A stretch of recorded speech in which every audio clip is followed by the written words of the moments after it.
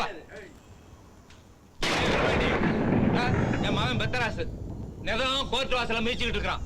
ஏன்னா வக்கீலுக்கு படிச்சிருக்கான். நான் 18 வருஷத்துக்கு முன்னாடியே கோர்ட் வாசல மிதிச்சவன். உங்க அப்பா உசுரோட இருந்தா ஏன்னு அவன் சொல்லுவான். அங்க உட்காந்துருக்காரு கொத்தால தேவர். அவங்க அப்பா தவசி தேவரோட உங்க அப்பனுக்கு சமரசம் பேச போய் கடைசியில சண்டையில முடிஞ்சு போச்சு. முதல்ல அருவாள் எடுத்தது தவசி தான், வெட்டினது நான். 4 வருஷம் செயலுக்கு போயிட்டு திரும்பி வந்ததுக்கு அப்புறம் இனிமே அருவாளை எடுக்கிறதுல கோர்ட் வாசம் மிதிக்கிறது இல்லைன்னு அன்னைக்கு சத்தியம் செஞ்சேன். அது பிரகாரம் இன்னைக்கு நடந்துகிட்டு இருக்கேன். அதனாலதான் ஊர் என்ன பெரிய மனுஷனா மதிச்சுக்கிட்டு இருக்கு. அந்த சத்தியத்தினால தான் கொத்தால தேவனும் நீ பேசின பேச்சுக்கு நீ இன்னும் இந்த இடத்துல உயிரோட நின்றுகிட்டு இருக்கீங்க. நீங்க ஓட்ட பிச்சையில தான் என் உசுறு பொழைச்சு கிடக்குன்னா அந்த உசுறு பீக்கு சமான வேணா வாங்க. நேருக்கு நேரம் மோரி பாத்துருவேன். யாரும் வரீங்களா? இப்படி எல்லாம் பேசி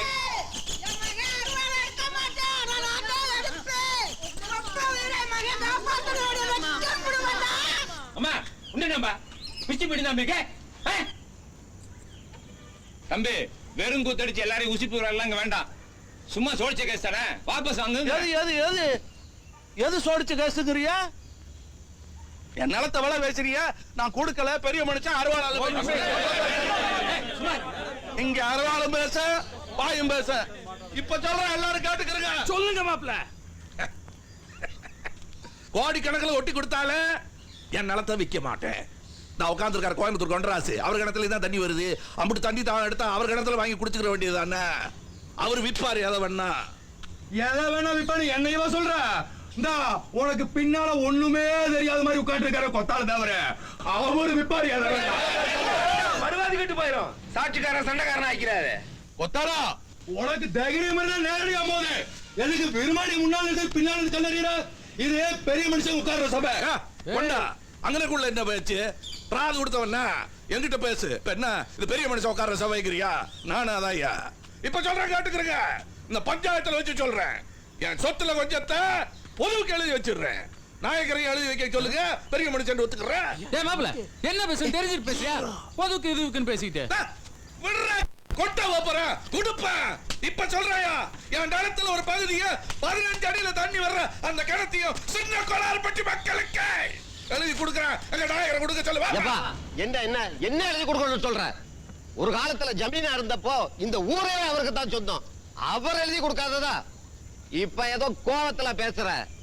பேப்பர்ல எழுதுறப்போ இந்த வீராப்பெல்லாம் இருக்காத பூ. நமக்கு இதான் பேப்பர். இது பேனா சொன்னதுதான். சரி நாயகர் ஐயாவில் முடியலன்னா விட்டுருங்க. அவர் கொடை பிடிச்சு திரியல கொண்டராசு. அவரை கொடுக்க சொல்லுங்க நிலத்தை. ஒரு காலத்தில் நாயகர் ஐயா சும்மா கொடுத்தாமல. ஏன் தர்மத்தை கிடைச்சது தானே திருப்பி கொடுத்துருக்கியா? பாவம் தண்ணி அவிக்கல அழுக்கு அடிச்ச வந்தா இருக்கு.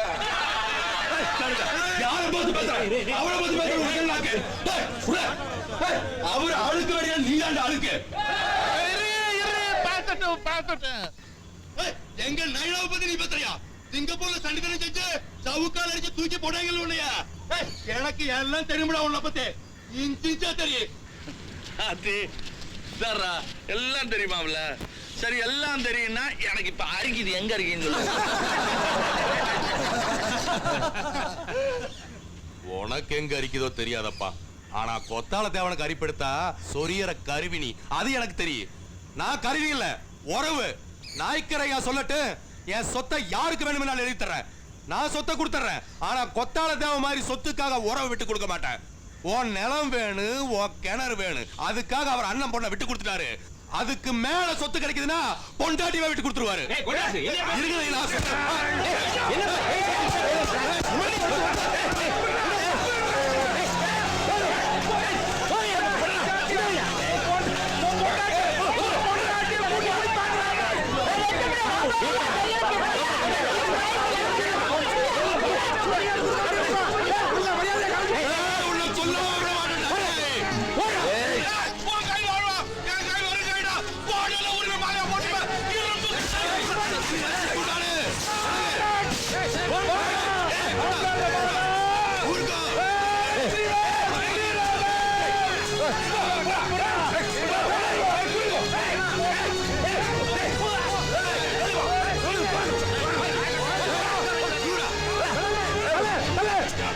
உண்மையா செய்வினையான்னு தெரியல. ஆனா தேவை என்ன சோதிக்கணும்னு முடிவு செஞ்சிருச்சு. அந்த நொடியில இருந்து இவனுக்கு சேர வேண்டிய வசமும் தூத்தலும் என் தலையில விழுந்துருச்சு.